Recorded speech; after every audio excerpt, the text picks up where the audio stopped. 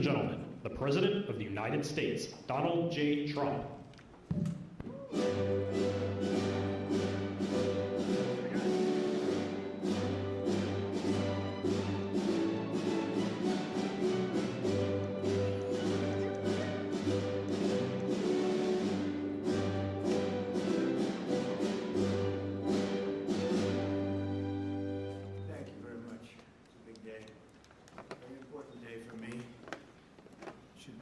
Everybody, including the media, but they don't really cover it fairly. I will tell you that. It's shocking.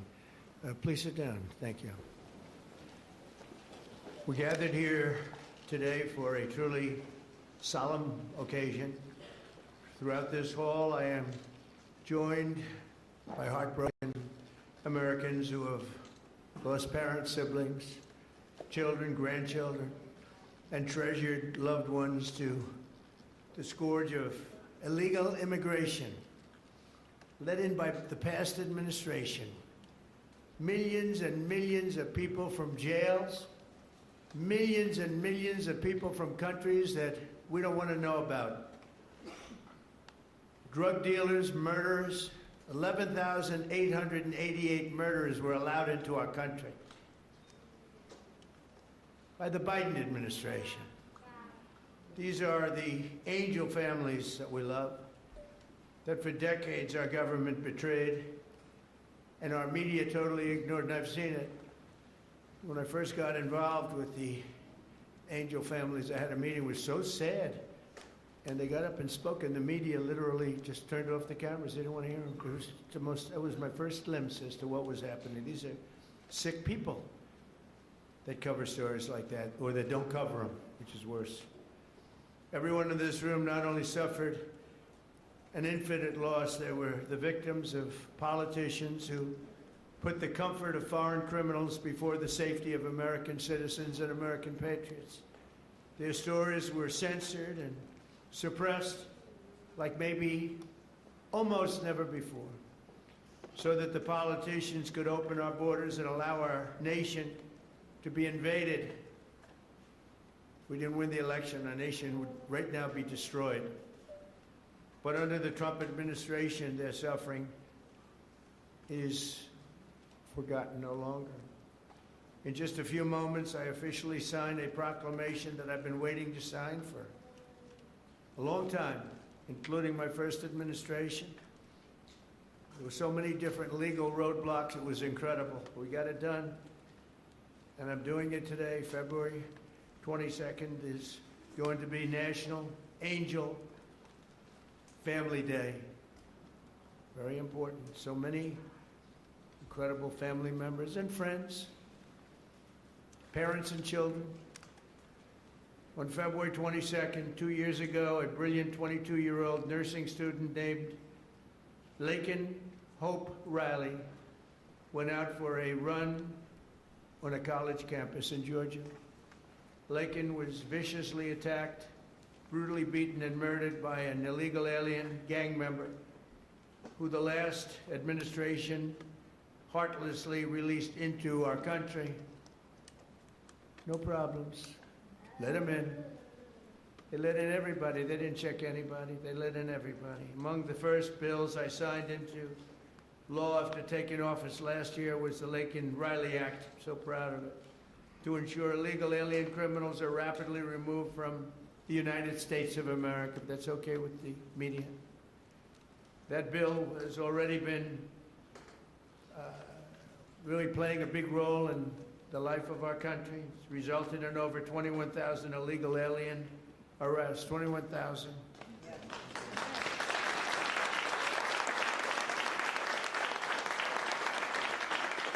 We're joined this morning by Laken's parents, who I have gotten to know. These are incredible people. And I want to ask Laken's mother, Allison, to please come forward and say a few words, please.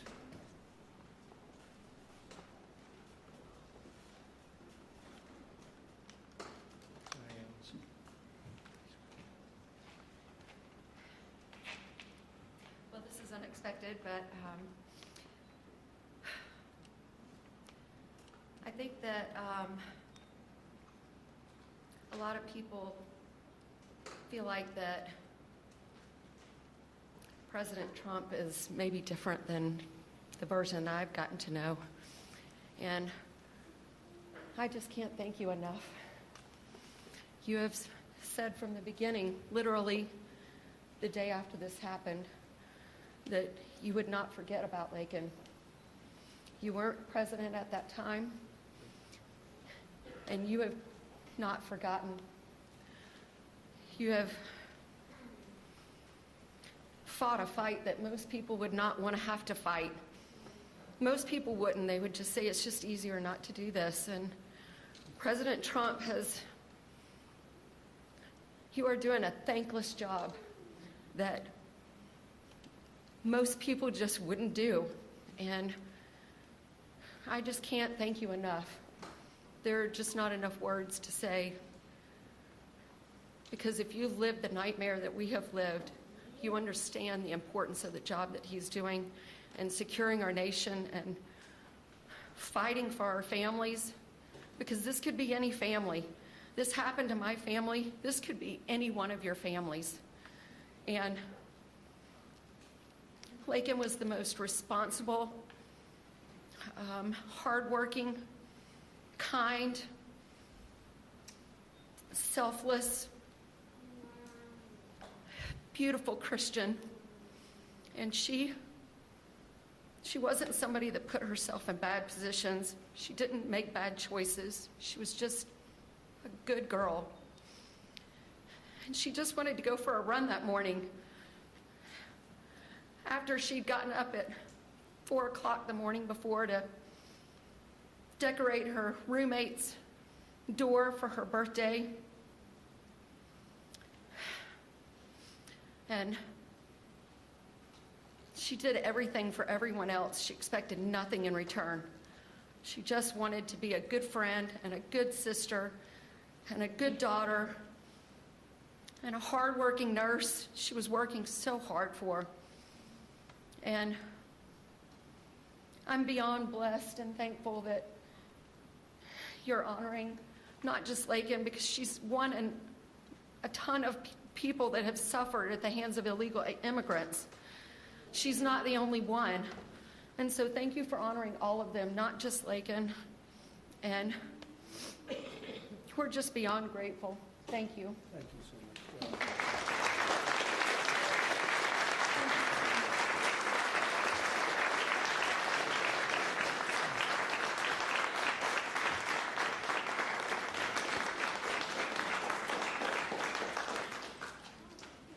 Thank you very much. Amazing, Allison. You have to go through this. Doesn't get that much easier, does it? Right? Even with time. It's been a while now, and it doesn't get that much easier. But I want to thank you for your incredible courage. We're all courageous in a sense. Everybody in this room is courageous.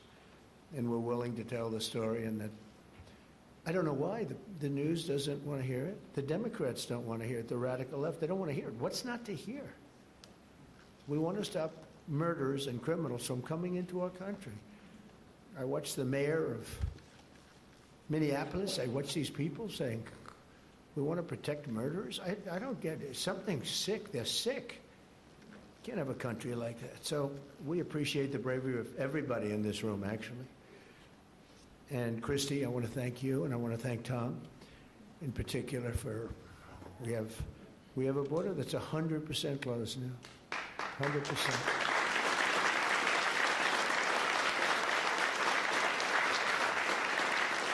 So Lakin's story is even more tragic because her death was completely preventable. This shouldn't have happened.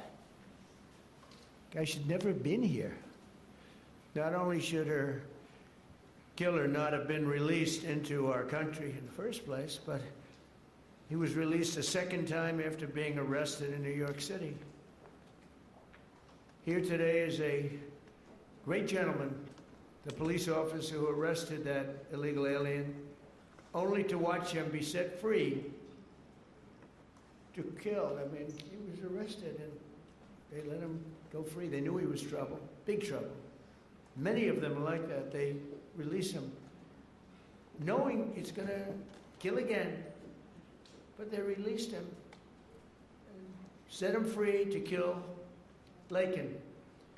So I'd like to have Ethan Carreri come up, please. He's a great, highly respected police officer, and you can explain what happened. Come on up. Thank you, Ethan.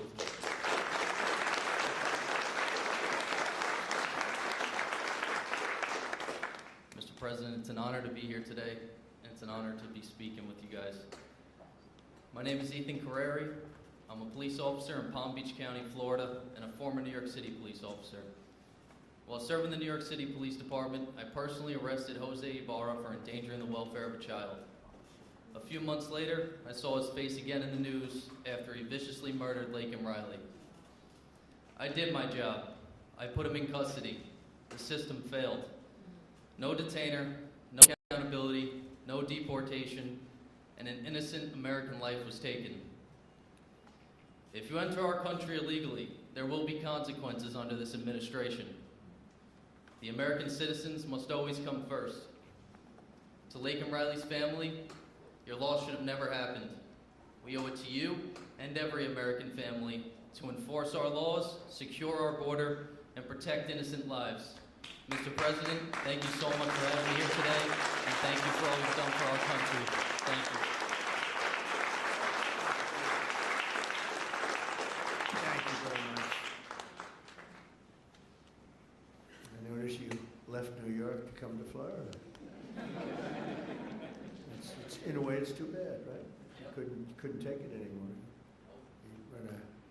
They don't let you do your job. But thank you very much, Ethan. It's great, highly respected person. I have to do a little checking before I introduce people, otherwise I get in trouble.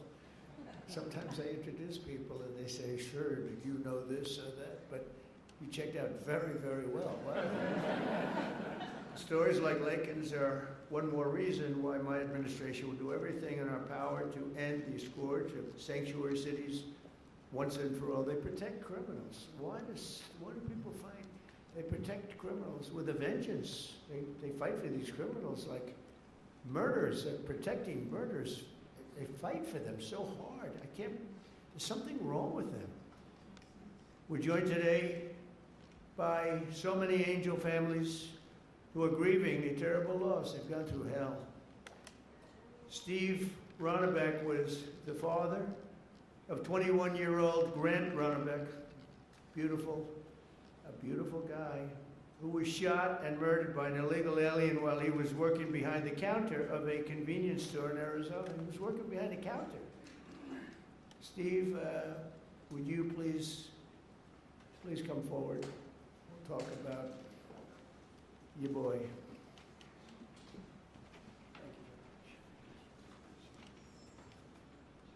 You know, I spent some time with President Trump in his first election. President Trump talked about Grant even before he was elected in 2016. And finally, we had hope. We had hope that it was going to end. I was just talking to Secretary Noem that we all sat around the table one day during one of our visits to Washington. And again, the word preventable came up. All these deaths at the hands of illegal immigrants are preventable. They could have been stopped. We could have done so much more, unfortunately, at the hands of an election that we questioned. Somebody took their foot off the brakes, put their foot on the accelerator to let these people into our country. And it wasn't just regular people, it was criminals, it was murderers, killers, rapists. And now today, we are finally going to see that somebody's going to remember all of our loved ones. They're going to remember the names, and they're going to remember what we've all been through. Thank you, Mr. President.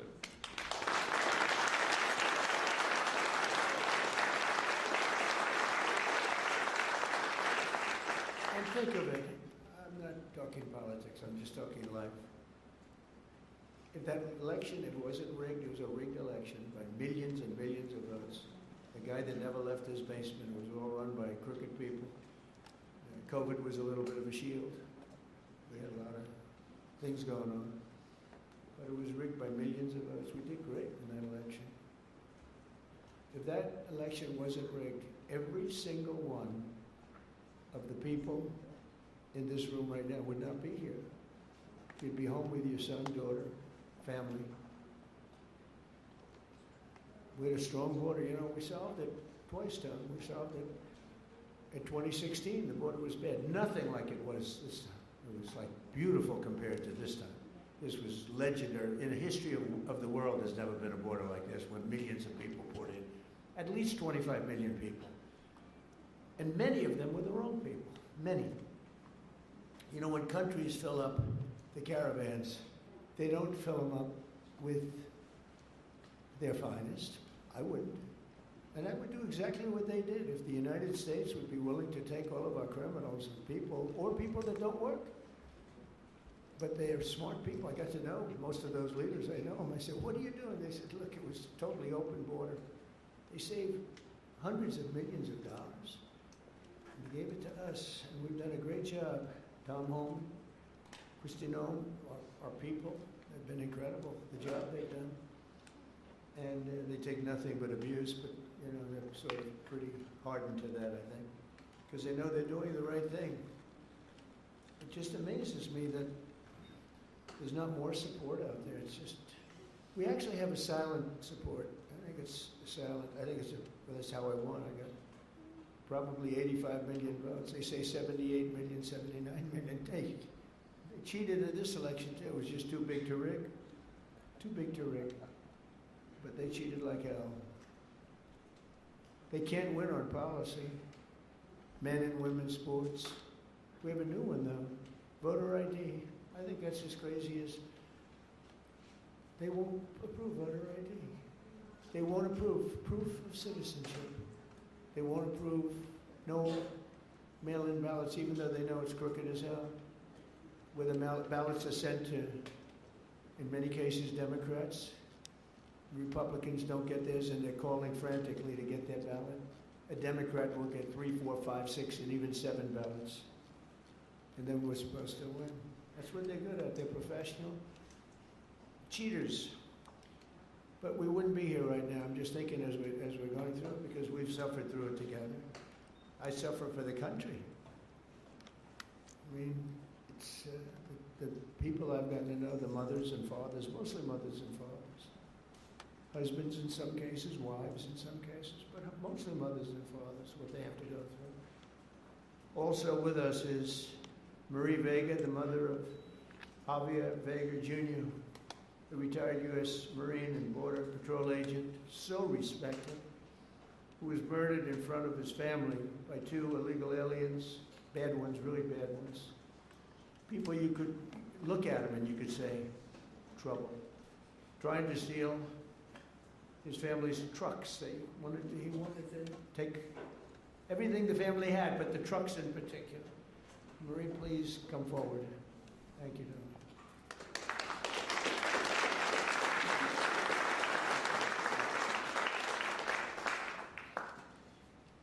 President Trump, on behalf of my family and I, thank you for hosting this beautiful remembrance in honor of our loved ones who were killed by illegal aliens. As you said, August the 3rd, 2014, my husband Javier, my son, Marine and Border Patrol agent Javier Harvey Vega, his wife, 2 of his sons and a friend, and I were fishing in Santa Monica, Texas. Within minutes of settling in, we were ambushed by 2 illegal aliens with many priors.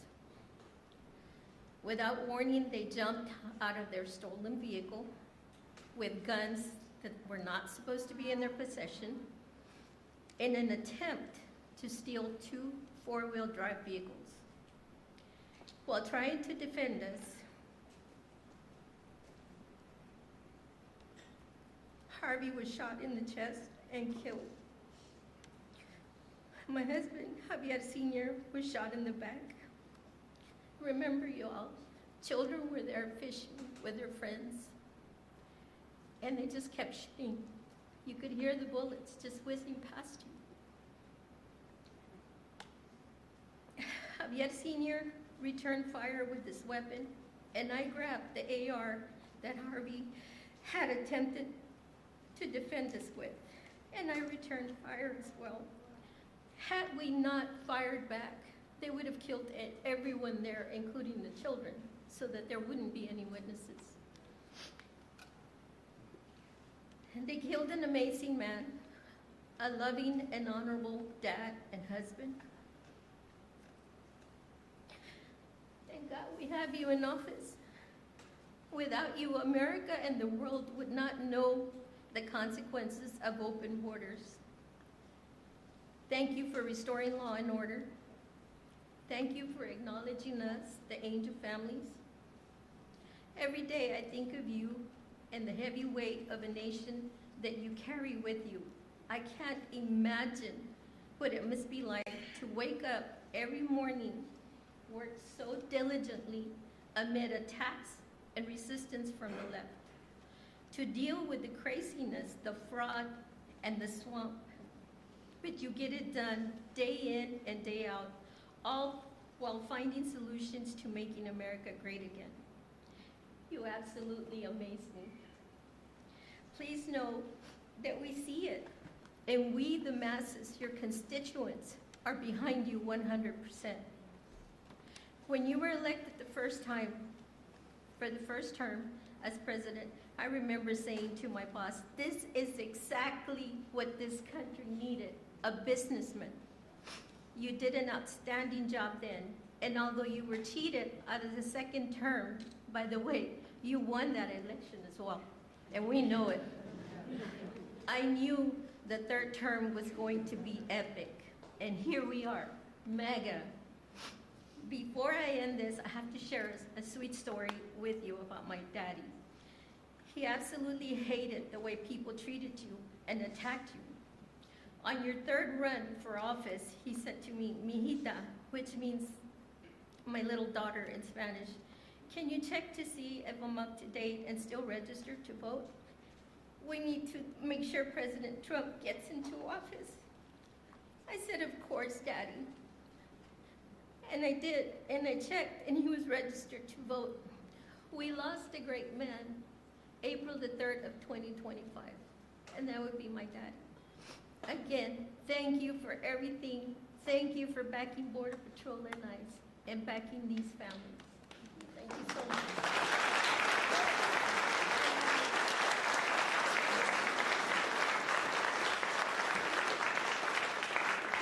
Beautiful. You know, I was thinking as you were saying that running again for a third time after having gone through what we went through the second time, which was so horrible. So much cheating, so much deception and viciousness, and you could see what they were going to do. And I'm here now, and it's a much more powerful term than my second term would be. And much more powerful. And one of the reasons is everybody sees how bad they were. And I had to go through, and I still do, fake stories, fake polls. I had polls for the election that showed I was going to get swamped, and I won in a landslide. They were fake polls because polls are tough. You know, when you get a fake poll, I get them today. I saw one today that I'm at 40%. 40%. I'm not at 40%. I'm at much higher than that. I mean, I'd love to run against anybody. The real polls say you kill everybody, it wouldn't even be close. But you go through the fake polls, you go through the fake stories. And I said, you know, it was good because this is really a much more powerful term than I would have had if I had run, because it was just one of those things. There would be nothing to compare it to. And now they compare it to Biden and that horrible, horrible administration. And I mean it, it is more powerful. Our military is much more powerful. We rebuilt it mostly in the first term. Then they gave away a chunk of it. And as much as it was, it's very small relatively, Tom. But we gave it to the Taliban. Just walked out. We could have taken it with us. They said, oh, I think it's cheaper to leave the planes. Just put a little jet fuel and fly it to a neighbor or fly it right home. Sir, I think it's cheaper. I think we'll save money by leaving a $150 million jet on the runway. These people are crazy. But I said, and I've said to a lot of people, it's much better what happened, but not for you people, it's not. And then I go back and say, but I wish it didn't, because every one of your loved ones would be alive today. Everyone in this room, I think, maybe there's one where it could have sneaked through during our term, but I don't think so. We had a very tough border. We solved it in 2016, and we had a very strong border. I would say nothing is as strong as what we have now, but we had a very strong border. We had a good border. We had a sane border. It was sane. And I say, I like this much better, much more respect.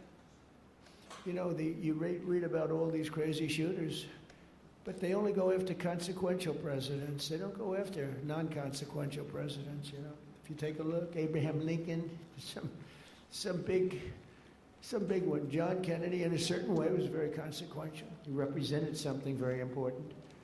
He was there for 1,000 days, as you know, the book, 1,000 days, but he was consequential. There was a glamour, there was something good for our country, right? But they're consequential, and I was told that. I saw that the other day. They said they only go after consequential. So maybe I want to be a little bit less consequential. Can we hold it back a little bit, please, Tom?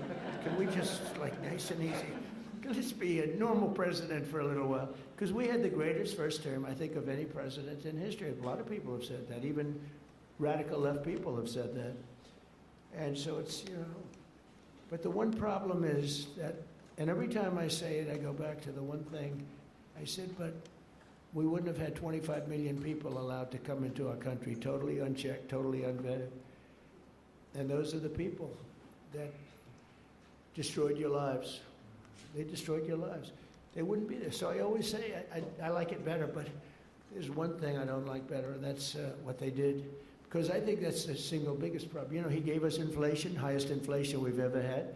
I solved that. Right now, inflation's at a very low number. How about gasoline? I was in Iowa, $1.85 a gallon.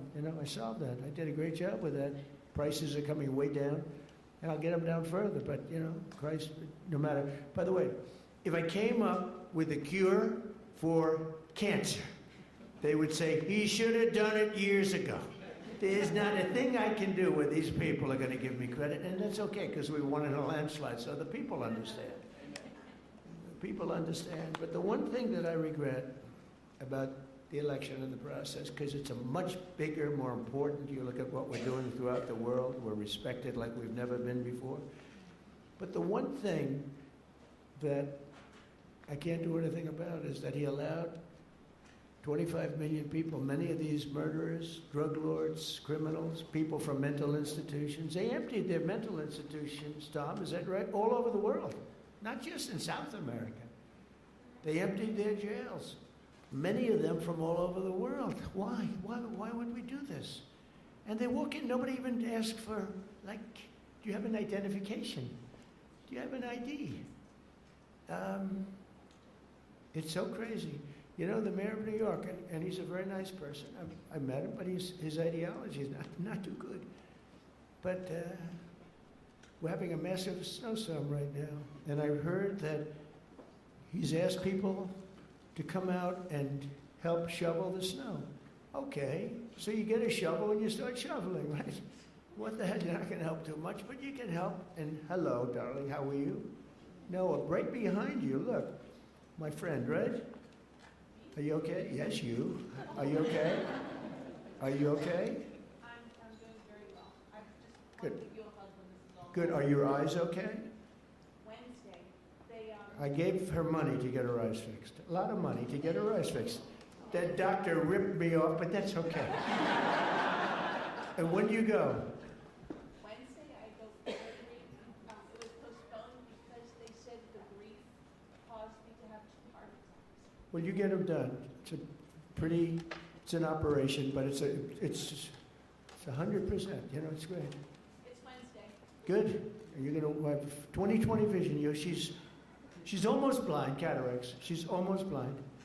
And with one operation that will take a very short period of time, hope you have a good doctor. I hope so too. He's an expensive doctor, top of the line, right? But you know what? You're going to have 20/20 vision. because I noticed you're wearing glasses. I saw you yesterday on television wearing glasses, and I said, well, but anyway. But, you know, speaking of your family, it would be a lot different right now, except for the election. So I always say, it's too bad that happened. And if I had it to do again, is despite the tremendous job we're doing now, I wish it could have been the other way, because we wouldn't even be having this meeting right now. There'd be nobody. I wouldn't have gotten to know you, but it's gotten to know you under very bad circumstances, right? The worst circumstances. So, one of those things. But the thing I can't understand is why the press isn't more supportive. They're so dishonest. The stories, the polls, they poll you, they say, oh, the angel moms. I think the angel moms are the finest people I've met. I mean, the angel moms and families and dads, but these are unbelievable people. Why are they so angry with angel moms? They had their child killed. Stories that are so horrible, I'm not going to mention. A couple of people are in the room. What they did with the child after they murdered the child. It's not even, and these people are actually on the side of the criminal. I don't get it, Tom. Someday, you're going to explain it to me. But I don't think you can either. It's crazy. Laura Wilkerson is another American mom whose 18-year-old son, Joshua was horribly beaten, tortured, and murdered by an illegal alien who went totally crazy and just went to school. And I'd like to ask Laura to come up and say a few words about Joshua. Please. Hi. One of my original friends. Thank you so much for having me today.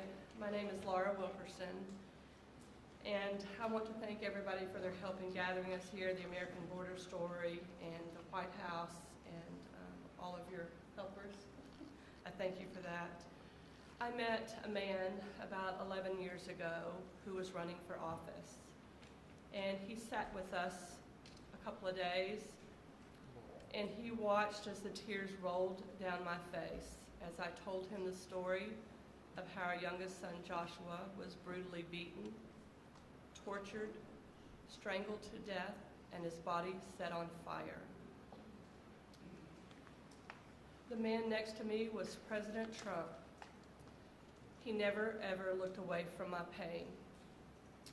He looked me straight in the eye, and he said, I will never forget the story of your sweet son, and I will never give up fighting for the American family. I looked at him and I believed him. And here we are these years later, and you can tell all of the work he's done. He's never missed a day of fighting for the American family. I don't know if I've ever met a man who is more interested in this country and running his country and getting it back in shape. And I'm so grateful for what he does every single day. I can't even pretend to understand the spiritual battles that swirl around the office of the presidency and the man who owns that office. I would ask that God breathe a fresh breath of air through this administration so that he can calm those spiritual battles and allow our president to continue to do the hard work. Jesus works on my family every day, still healing us today. And I am just so incredibly grateful for the man who's in office, who never quits. He is sidelined so many times, but we know the man, Jesus, who can take care of that. And we pray today in his name that he will sweep through this country and make it right again. Thank you so much for having me.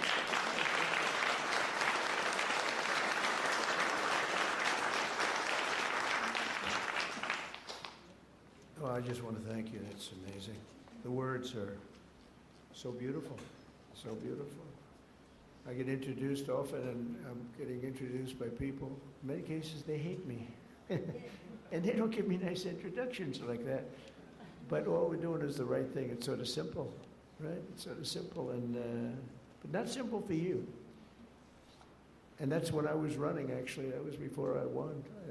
I didn't know if I was going to win or not. I was running against 17 politicians. You knew. I knew. That's, But no, I never forgot that. Jody Jones is a loving brother who's cherished. Sibling Rocky was killed by an illegal alien real monster, who went on a deranged crime spree after being released from prison as part of a California sanctuary city policy. Jody, please come up. Thank you.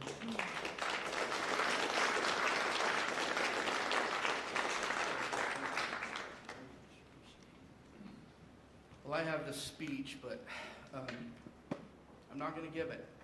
What I'm going to tell you is from my heart. I want to thank my Lord and Savior, Jesus Christ, first of all, before I do anything. I want to thank the American Border Story, and I absolutely want to thank President Donald J. Trump. Thank you, sir, for putting America first, and putting these angel families first, and letting everybody know their stories, because we matter. Thank you, sir. My brother Rocky Jones was murdered by a criminal illegal alien.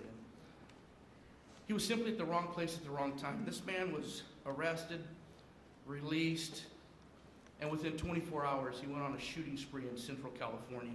Unfortunately, my brother was in the wrong place at the wrong time. This man shot my brother 8 times at point-blank range. I pray that no other family has to go through that, and fortunately, they will. And just know, President Trump, I want you to know, no matter what the fake media says about you, the American people love you, and we will support you all the time, because we love you.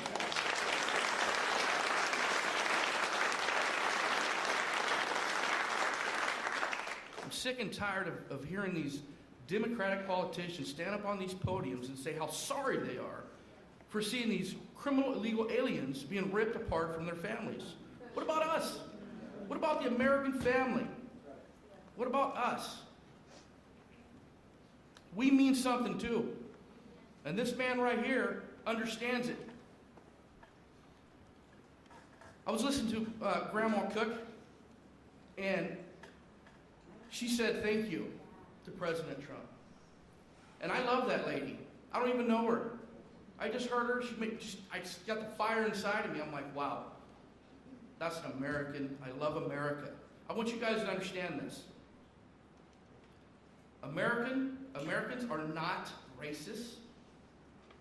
We're not xenophobic because we want a safe America and we want to put Americans first.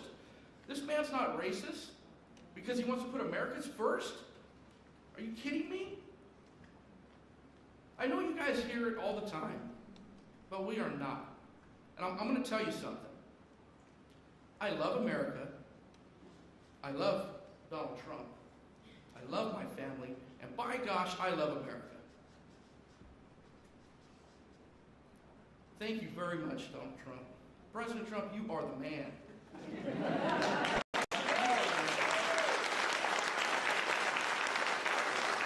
I want to say this. I'm going to end here. I want to say this. I love my country. God bless you.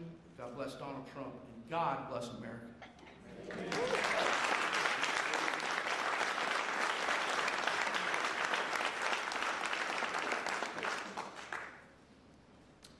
Thank you very much. It's incredible. I want to now introduce somebody that I get to know pretty well. We just had a little discussion. Wonderful mothers, Patty Morin, who lost her beautiful daughter Rachel, and Tammy Nobles, who lost her daughter Kayla. Your daughters would be unbelievably proud, and they are as they look down. I'm sure they're looking down. And they'd be very proud of you, and they're thanking you right now for your courage. You've gone through a lot. I know you. And I just have to recognize some of the families. I mean, there's the families that are here this morning. I know many of them, not all of them. And you know, it grows at a pretty strong level, nothing like it was in the past. You remember when, during the campaign, Biden would say, and then I guess Kamala's the same thing, same ideology, same level of intelligence, I think. But she would say, and he would say, no, it's wonderful to have the people come into our country. These are fine people, these are nice people, and they don't commit crime.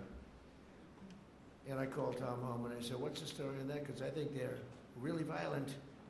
And Tom would say, these are the most violent people in the world. They're coming in. These make our, I remember you said, these make our criminals look like choir boys. And you know what? You were right. You were right. But I want to thank those two people because what they went through. And I want to recognize all of the families here this morning who have lost loved ones, a lot of families. Thousands are not here, and they're feeling just the way you do. Sad. And continue to fight. You know, they say time helps, but I've seen some people, and the time isn't really not helping that much. Time, they say, it heals all wounds, but it's not. Do you feel better now, or the same? You got to feel a little bit better. You got to let it, but it's not like the phrase, wonderful phrase, time heals, like everything's good. Excuse me? We feel good that you're here now. Yeah, yeah, I know.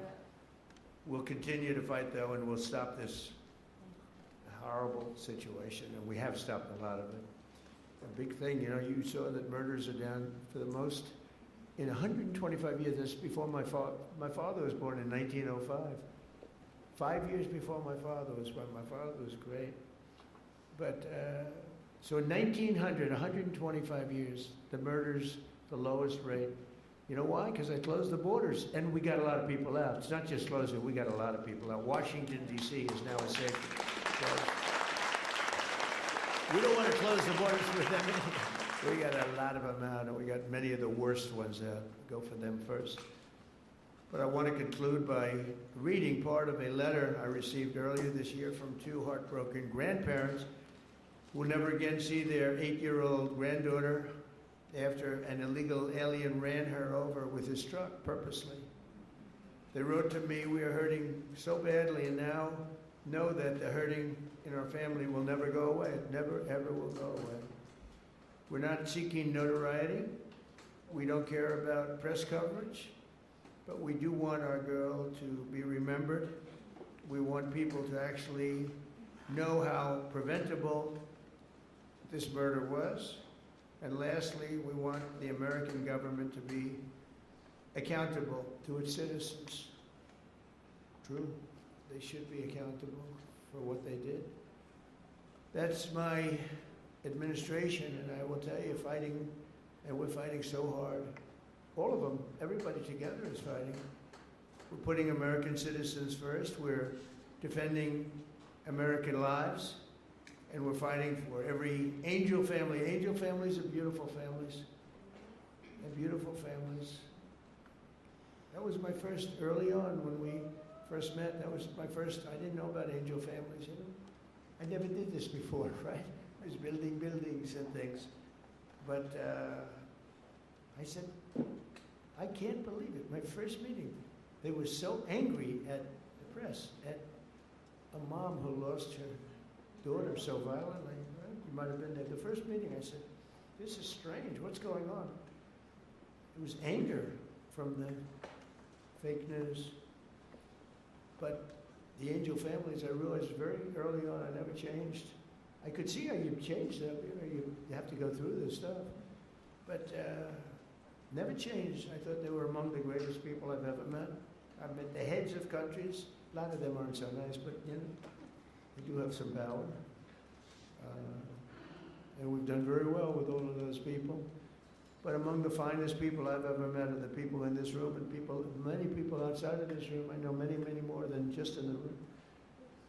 But we restored our border, and it's now totally secure, and our country is at the safest level it's been in many, many years. How could anyone possibly say we want open borders? Knowing, especially, let's say you did that because you're foolish or stupid or something. And you did it, but after a couple of weeks, you're going to know that the people coming here, if you're running a country, you want to send your bad people out. That was the way I looked at it. I didn't know anything about it. I ran for office, but I have a lot of sense. And I said, well, open borders no good because if I'm running the country nearby or far away, I had no idea how far away. They came from the Congo in Africa. They came from all of them, not just South America. Congo let vast numbers, hundreds and hundreds, probably thousands of people out of jail. They brought them through Mexico and they dropped them into our country. But you would say that common sense, well, and I said it right from almost the first day. I said, how can you have an open border? All the countries are going to be dropping their prisoners into us. That's exactly what happened. And mental patients and others. So we have a country that's now doing well. We have the greatest economy we've ever had. We have the most activity we've ever had. I'm making a speech tomorrow night, and you'll be hearing me say that. I mean, it's going to be a long speech because we have so much to talk about. But Americans like Lakin and Grant and Javier, Joshua, Rocky, Rachel, Kayla, these are great people, and we're never going to forget them. I'll never forget them. I don't know how long I'll be around. Got a lot of people gunning for me, don't I? But I will not forget them. I'm never going to forget them. And I just think you're among the most brave people. I meet a lot of brave people. I meet warriors. They give out congressional medals of honor. People recommend, like these two in front of me are so wonderful, but they recommend, and I meet the greatest people. But this is a group of people that, for whatever reason, I just feel maybe the warmest about. So at least you have one friend, and we don't understand why you don't have many, and maybe you will. I don't know. So I'm going to go sign the proclamation, and then we're going to sit in the audience. I'm going to sit with you for the reading of the victims' names, and I'll then depart to a song sung by our incredible, talented military, Amazing Grace. Okay? Sound good? Now we could have some of the families come up, some of the people come up. You know who you are. Come on, you can stand around. I don't use an auto pen, so you can watch me actually sign.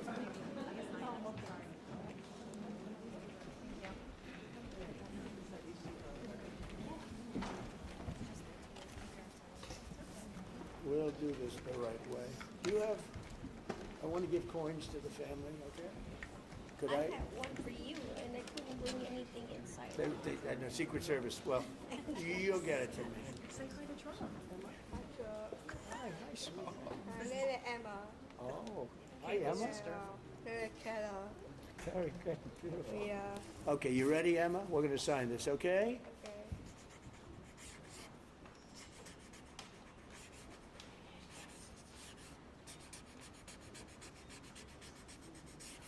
Okay, that's a good one. That's a good one, yeah.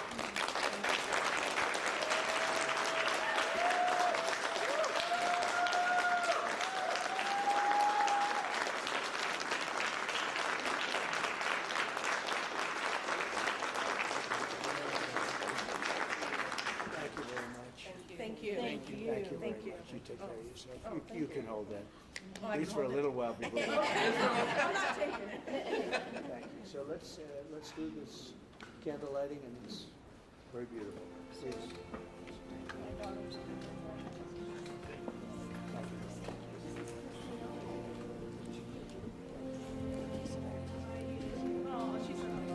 I can't tell you what's in there.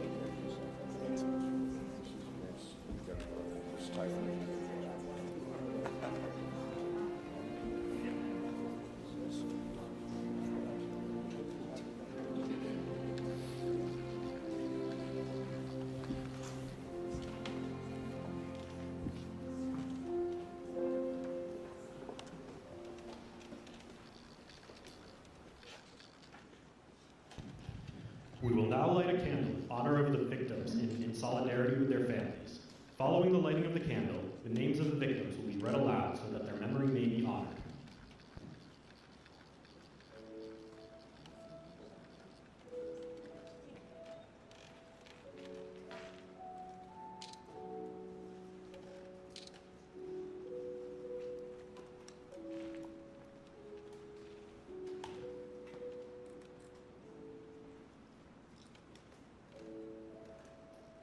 Katie Abraham, Chad Eistrup, Austin Babcock, Megan Elizabeth Ida Boz, Jesse Bird, Liam Cantu, Michael Clayton, Gail Clayton. Sander Cohen. Piers Corcoran. Ronald De Silva. Jackson Davis. Christopher James De Leon. Joseph Di Tomaso. Marshall Dova. Brady English. Shaylee Estes. Lacey Marie Ferguson. Maura Garrity. Tristan Gray. Kayla Hamilton. Aaron Joshua Hampton. Brady Hiling. Susan Hine. Haley Helgeson. Kyler Holbein. Gregory Hamala. Gabriel Kaleshi Isiguzo Jr. Rocky Paul Jones. Shane Jones. Stephanie Kaufman. Haley King. Amy Courtlang. Ryan White.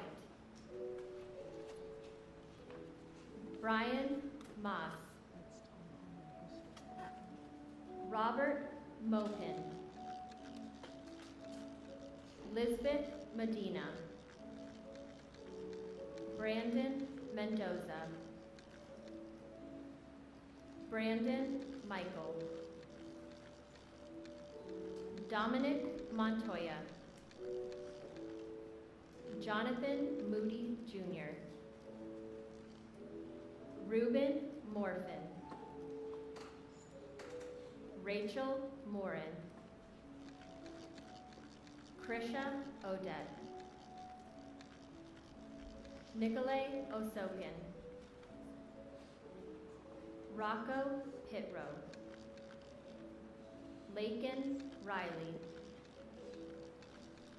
Grant Ronbeck. Matthew Russell. Kayla Santiago. Danielle Nikki Shermock. Fred Schlosser. Tierra Stansberry. Kate Steinley. Joseph Story. Timmy Tarnowski. Brian Terry. Anya Bartholomew. Javier Vega Jr. Joshua Aaron Wilkerson. Carlos Wolf. Joseph Zhang Jr.